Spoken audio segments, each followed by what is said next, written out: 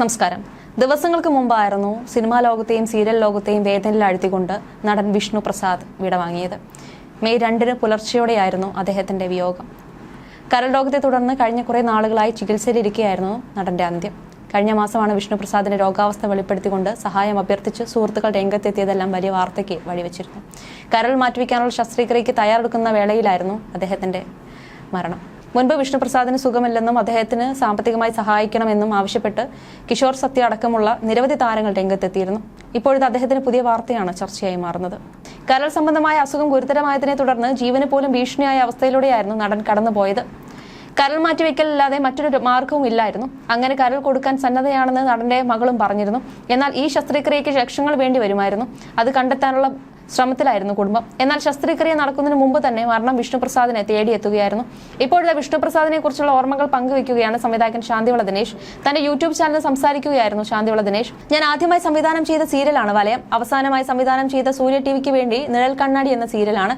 ഇവ രണ്ടിലും നായകവേഷം ചെയ്തിരുന്ന ആളാണ് വിഷ്ണുപ്രസാദ്. ഒരു സിനിമ സീരിയൽ നടൻ ആവശ്യമുള്ള അഭിനയവും ആകാരഭംഗിയും സ്വന്തം ശബ്ദവും ഒക്കെയുള്ള നടനായിരുന്നു വിഷ്ണു. ജീവിതത്തിൽ നന്നായി അഭിനയിക്കുന്നയാളും വളരെ മോശമായി മദ്യപിക്കുന്നയാളുമായിരുന്നു വിഷ്ണു. നിരവധി ഉദാഹരണങ്ങളോടെ എനിക്കത് പറയാൻ കഴിയും. രാവിലെ സെറ്റിൽ വരുന്നത് പരമഭക്തനായാണ്. ക്യാമറാമാനും അസിസ്റ്റന്റ് ഡയറക്ടറുമെല്ലാം പ്രസാദം കൊടുക്കും. എന്നെ നോക്കി ചിരിച്ചു പോകും. ഇരുമ്പുലക്ക് വിഴുങ്ങിയിട്ട് ചുക്ക് കഷായം കുടിച്ചിട്ട് വല്ല കാര്യവുമുണ്ടോ എന്ന് ഞാൻ ചോദിച്ചാൽ നമ്മളെ വശീകരിക്കുന്ന ചിരിച്ച് വിഷ്ണു മുങ്ങിക്കളയും. കാശിനായോ ഭക്ഷണത്തിനായോ താമസ സൗകര്യത്തിനായോ ഒരു തവണ പോലും വിഷ്ണു എന്റെ സെറ്റിൽ ചെറിയ പ്രശ്നങ്ങൾ പോലും ഉണ്ടാക്കിയിട്ടില്ല. അതുകൊണ്ടാണ് വലയം മുതൽ നിഴൽ കണ്ണാടി വരെ വിഷ്ണുവിനെ വിളിച്ചത്. നിഴൽ കണ്ണാടിയുടെ വർക്കിനിടെ അയാൾക്ക് താമസിക്കാൻ കൊടുത്ത ഹോട്ടലിൽ നിന്ന് മാറിക്കോട്ടെ, അവിടെ നിന്ന് ഒറ്റയ്ക്ക് ബോറടിക്കുന്നെന്ന് വിഷ്ണു എന്നോട് ചോദിച്ചു. അങ്ങനെ ആ സീരിയലിലെ 2 നായകന്മാരെയും നായിക താമസിക്കുന്ന ഹോട്ടലിലേക്ക് മാറ്റാൻ പ്രൊഡക്ഷൻ എക്സിക്യൂട്ടീവിനോട് പറഞ്ഞു. വർത്തമാനം പറഞ്ഞ് സമയം പോട്ടെ, ബോറടിക്കേണ്ട എന്ന് കരുതി. ചീട്ടുകളിയുടെ ഉസ്താദ്മാരായിരുന്നു ഇവരെല്ലാം. ഹോട്ടലിലെ ബിൽ സെറ്റിൽ ചെയ്യാൻ ചെന്നപ്പോൾ ശരിക്കും ഞാൻ ഞെട്ടി. റൂം റെന്റിനേക്കാൾ കൂടിയ ബില്ലായിരുന്നെന്ന് ശാന്തിവള ദിനേശ് പറയുന്നു. മാത്രമല്ല വിഷ്ണുവിന്റെ കുടുംബകാര്യങ്ങൾ അറിഞ്ഞപ്പോൾ താൻ ശരിക്കും ഞെട്ടിപ്പോയെന്നും ശാന്തിവള ദിനേശ് പറയുന്നു. ആത്മാർത്ഥമായി സ്നേഹിച്ച ഒരു മനുഷ്യനോട് ആരും ചെയ്യാത്ത ചതിച്ച മനുഷ്യനാണ് എന്റെ മുന്നിൽ മാന്യനായി പെരുമാറുന്നതെന്ന് ആലോചിച്ചപ്പോൾ കേട്ടതൊക്കെ വിശ്വസിക്കാൻ പ്രയാസം തോന്നി. ഒരു ലൊക്കേഷൻ ഷിഫ്റ്റ് ചെയ്യുന്ന സമയത്ത് വിഷ്ണു എന്റെ കൂടെ കയറി. നിശബ്ദനായി എന്തോ വലിയ പ്രശ്നം ചിന്തിക്കുന്നത് പോലെ ഇരിക്കുന്ന വിഷ്ണുവിനോട് ഞാൻ അറിഞ്ഞ കാര്യം ചോദിച്ചു. ഒരിക്കലും ഞാൻ ഇക്കാര്യം അറിയുമെന്ന് വിഷ്ണു ചിന്തിച്ചിരുന്നില്ല. ഭൂമി പിളർന്നത് പോലെയായിപ്പോയി അയാൾക്ക്. കേട്ടതെല്ലാം ശരിയാണെന്ന് പറഞ്ഞാൽ ചേട്ടൻ എന്ത് പറയുമെന്ന് എന്നോട് ചോദിച്ചു. നീ ഒരു മഹാബോറനാണെന്ന് പറയുമെന്ന് ഞാൻ ഉത്തരം പറഞ്ഞു. പിന്നെ അടുത്ത ലൊക്കേഷനിൽ എത്തും വരെ ഒരക്ഷരം വിഷ്ണു മിണ്ടിയതുമില്ല. ഞാൻ വേറൊന്നും ചോദിച്ചതുമില്ല. പിന്നീട് ഒരിക്കൽ എന്നോട് ഇങ്ങോട്ട് കയറി പറഞ്ഞു, ചേട്ടൻ കേട്ടതെല്ലാം ശരിയാണ്, പക്ഷെ അതിന് എനിക്ക് എന്റേതായ ന്യായമുണ്ടെന്ന് പറഞ്ഞപ്പോൾ എനിക്ക് കേൾക്കേണ്ടെന്ന് ഞാൻ പറഞ്ഞു. ഒരു നിയന്ത്രണവുമില്ലാത്ത മദ്യപാനവും അസാമാന്യമായ ആത്മീയതയും അയാളെ തകർത്തു. മനസ്സിലെ കുറ്റബോധമാണോ വഴിവിട്ട ജീവിതമാണോ വിഷ്ണുവിനെ തുലച്ചതെന്ന് തനിക്ക് പറയാനാകില്ലെന്നും ശാന്തിവള ദിനേശ് പറയുന്നു. അതേസമയം നടനും സുഹൃത്തുമായ കിഷോർ സത്യയാണ് വിഷ്ണു പ്രസാദിന്റെ മരണവിവരം അറിയിച്ചത്. സോഷ്യൽ മീഡിയയിൽ പങ്കുവച്ച കുറിപ്പിലൂടെയാണ് കിഷോർ സത്യ വിഷ്ണു പ്രസാദിന്റെ മരണവിവരം അറിയിക്കുന്നത്. പ്രിയപ്പെട്ടവരെ, ഒരു സങ്കട വാർത്ത. വിഷ്ണു പ്രസാദ് അന്തരിച്ചു. കുറച്ചു നാളുകൾ രോഗബാധിതനായി ചികിത്സയിലായിരുന്നു. ആദരാഞ്ജലികൾ. അദ്ദേഹത്തിന്റെ അകാല വിയോഗം നേരിടാൻ കുടുംബത്തിന് ശക്തിയുണ്ടാവട്ടെ എന്നും പ്രാർത്ഥിക്കുന്നുവെന്നാണ് കിഷോർ സത്യ കുറിച്ചത്. നേരത്തെ നടന്റെ ചികിത്സയ്ക്ക് 30 ലക്ഷത്തോളം രൂപ ചെലവ് വരുമെന്നും നടൻ കിഷോർ സത്യ പറഞ്ഞിരുന്നു. സീരിയൽ ആർട്ടിസ്റ്റുകളുടെ സംഘടനയായ ആത്മയിൽ നിന്നും നടൻ സാമ്പത്തിക സഹായം നൽകുമെന്നും കിഷോർ സത്യ അറിയിച്ചിരുന്നു. സിനിമാ താരങ്ങളുടെ സംഘടനയായ അമ്മയിൽ വിഷ്ണു പ്രസാദ് അംഗമാണ്. അമ്മയിൽ നിന്നും എന്തെങ്കിലും വിധത്തിലുള്ള സാമ്പത്തിക സഹായം ലഭിക്കുമോ എന്ന കാര്യം തനിക്ക് അറിയില്ലെന്നും കിഷോർ സത്യ കുറച്ച് ദിവസങ്ങൾക്ക് മുമ്പ് പറഞ്ഞിരുന്നു. നിരവധി സീരിയലുകളിലും സിനിമകളിലും വിഷ്ണു പ്രസാദ് അഭിനയിച്ചിട്ടുണ്ട്. കാശി, കയ്യെത്തും ദൂരത്ത്, runway, മാമ്പഴക്കാലം, lion, Ben Johnson, Loknathan, IAS, പതാക, മാറാത്ത നാട് തുടങ്ങിയ സിനിമകളാണ് അദ്ദേഹം അഭിനയിച്ചിട്ടുള്ളത്. സീരിയലിലും വില്ലൻ വേഷങ്ങൾ ഉൾപ്പെടെ ചെയ്തിട്ടുണ്ട്. അഭിരാമി, അനനിക എന്നിവരാണ് മക്കൾ. അദ്ദേഹത്തിന്റെ വിയോഗത്തിന് പിന്നാലെ സിനിമാ സീരിയൽ രംഗത്ത് നിന്നുള്ള പ്രമുഖരടക്കം ആദരാഞ്ജലികൾ നേർന്നുകൊണ്ട് രംഗത്തെത്തിയിരുന്നു.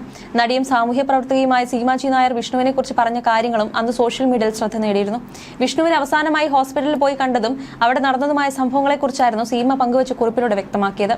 വിഷ്ണു പ്രസാദ് വിട പറഞ്ഞു. എത്രയോ വർഷത്തെ ബന്ധം. എന്റെ അപ്പു 6 മാസം ആയപ്പോൾ തുടങ്ങിയ ബന്ധം. ഏഷ്യാന്റെ ആദ്യ മെഗാ സീരിയൽ ഗോകുലത്തിൽ എന്റെ ബ്രദറായി അഭിനയിക്കാൻ വരുമ്പോൾ തുടങ്ങിയ ബന്ധം. അപ്പുവിന്റെ 1ാം പിറന്നാൾ ആഘോഷിച്ചത് ആ സെറ്റിൽ വെച്ചായിരുന്നു. എല്ലാവർക്കും തിരക്കേറിയപ്പോൾ കാണൽ കുറവായിരുന്നു. കഴിഞ്ഞ ആഴ്ച ആസ്റ്റർ മെഡിസിറ്റിയിൽ പോയി അവനെ കണ്ടു. ഞാൻ കുറെ കോമഡിയൊക്കെ പറഞ്ഞു. ഒറ്റക്കൊമ്പനാണ് ഈ കിടക്കുന്നതെന്നൊക്കെ പറഞ്ഞപ്പോൾ നല്ല ചിരിയായിരുന്നു. പിന്നീട് വൈഫ് കവിത എന്നെ വിളിച്ചു പറഞ്ഞു, ചേച്ചി വന്നത് വലിയ ആശ്വാസമായെന്ന്. കൂടെ ആശ്വാസമായി തന്നെ നിൽക്കാനാണ് പോയത്. കരൾ പകുത്ത് നൽകാൻ തയ്യാറായ മകളെയും കണ്ടു. വീണ്ടും വരാമെന്ന് പറഞ്ഞിറങ്ങുമ്പോൾ അവൻ ഇത്ര പെട്ടെന്ന് വിട പറയുമെന്ന് കരുതിയില്ല.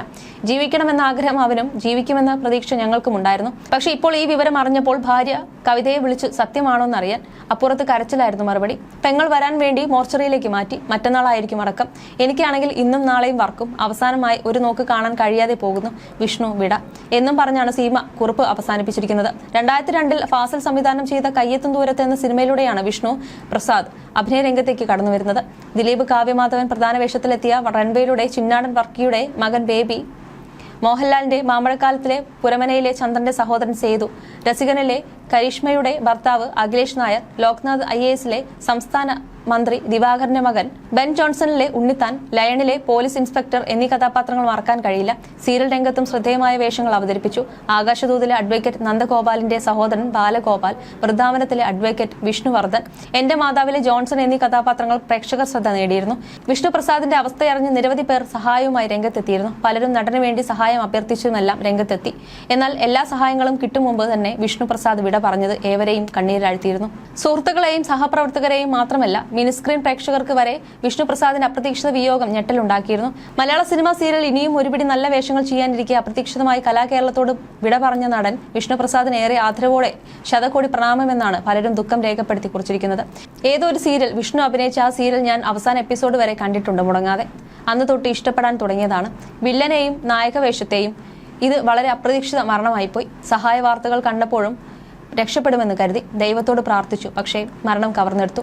ഏറെ വേദനയോടെ ആദരാഞ്ജലികൾ എന്നെല്ലാം ചിലർ കമന്റായി രേഖപ്പെടുത്തിയിരുന്നുണ്ട്. You're watching me on metromatney.com.